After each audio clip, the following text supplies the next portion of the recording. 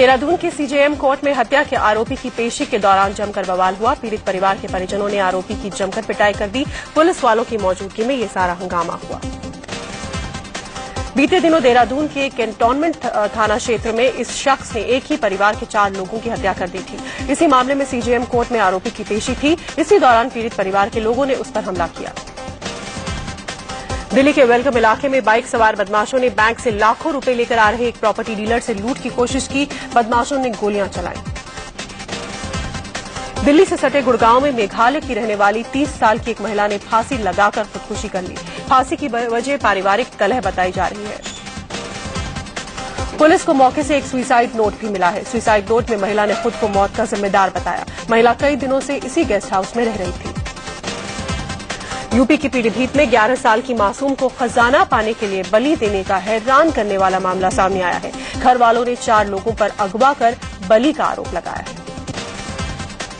बाराबंकी में एक बेकाबू इनोवा कार खाई में गिर गई। हादसे में 3 लोगों की मौत हो गई और 4 लोग गंभीर रूप से घायल हो गए।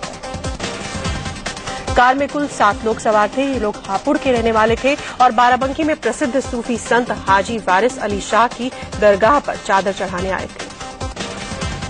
इलाहाबाद में एक ट्रक और कार के बीच हुई टक्कर के बाद कार गंगा में जा गिरी, जिससे कार में सवार 2 लोगों की मौत हो गई। ये हादसा इलाहाबाद फाफामऊ मार्ग पर आजाद पुल पर हुआ।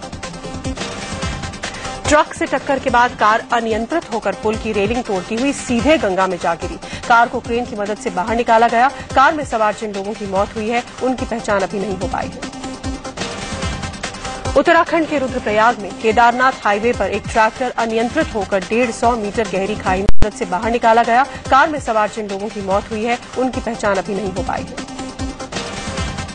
उत्तराखंड के रुद्रप्रयाग में केदारनाथ हाईवे पर एक ट्रैक्टर अनियंत्रित होकर 150 मीटर गहरी खाई में जा गिरा। हादसे में ट्रैक्टर चालक की मौके पर ही मौत हो गई। यूपी के कानपुर देहात जिले में पीएसी का एक ट्रक पलट जाने से एक जवान की मौत हो गई। आधा दर्जन से ज्यादा जवान घायल हो गए। यह हादसा सिकंदरा इलाके में हुआ। मध्य प्रदेश के इंदौर में एक बस और ट्रक के बीच हुई टक्कर में 5 लोग घायल हो गए। बस बुरहानपुर से इंदौर आ रही थी। भेरू घाट के पास बस को ट्रक ने टक्कर मार दी। लखनऊ में भारतीय किसान यूनियन ने सरकार के खिलाफ धरना दिया। किसानों के मुताबिक सरकार आगरा से लखनऊ के बीच बन रहे हाईवे के लिए मुआवजा देने में दोहरी नीति अपना रही है। इलाहाबाद के कीरगंज इलाके में एक चाय की दुकान पर हुए जोरदार धमाके में एक मजदूर घायल हो गया। धमाका इतना जोरदार था कि पूरी दुकान तहस नहस हो गई। चाय की दुकान पर हुआ धमाका इतना जोरदार था कि आसपास के मकानों में दरारें पड़ गई। धमाका कैसे और किस चीज से हुआ, इस बारे में कुछ पता नहीं चल पाया है। पुलिस मामले की जांच कर रही है। कानपुर के चंदारी स्टेशन के पास रेलवे ट्रैक पर एक विदेशी शख्स का शव एक बैग से मिलने से हड़कंप मच गया। आगरा में 7 साल की मासूम बच्ची से रेप का सनसनीखेज मामला सामने आया है। रेप का आरोप पड़ोस के ही एक युवक पर लगा है। फिलहाल आरोपी फरार है। मासूम अपने घर के बाहर खेल रही थी, तभी राहुल नाम के शख्स ने बच्ची को बहला फुसलाकर उसे अपनी हवस का शिकार बनाया। उत्तर प्रदेश के बांदा में बदमाशों ने एक यात्री को चलती ट्रेन से फेंक दिया। यात्री अस्पताल में भर्ती है। बदमाशों ने इस यात्री से लूटपाट की कोशिश की और उसके विरोध करने पर ट्रेन से धक्का दे दिया। बरेली में एक मगरमच्छ खाने की तलाश में एक बस्ती में जा पहुंचा। यहां किच्छा नदी से एक मगरमच्छ निकलकर एक किसान के घर में घुस आया। मगरमच्छ को देखते ही गांव में अफरा तफरी मच गई। बताया जा रहा है कि ये मगरमच्छ रात भर किसान की चारपाई के नीचे लेटा रहा।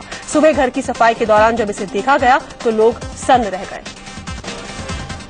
छत्तीसगढ़ के कोरिया जिले में हसदेव नदी पर हुए हादसे में 2 युवकों की मौत हो गई।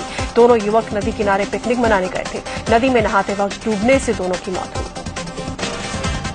और अभिनेत्री सना खान और उनके कथित पति इस्माइल कादर खान को पुलिस ने गिरफ्तार कर लिया है। दोनों पर एक लड़की को धमकाने का आरोप है। इन्हें शक था कि इस लड़की ने उनकी शादी की खबर मीडिया को बता दी थी। महाराष्ट्र के कोल्हापुर में भैंसों का रोड शो हुआ। इस रोड शो में भैंसों को खूबसूरत तरीके से सजाया गया था। इस आयोजन में चुनाव के रंग भी दिखाई दिए। किसी भैंस पर बीजेपी की छाप थी तो किसी पर शिवसेना की।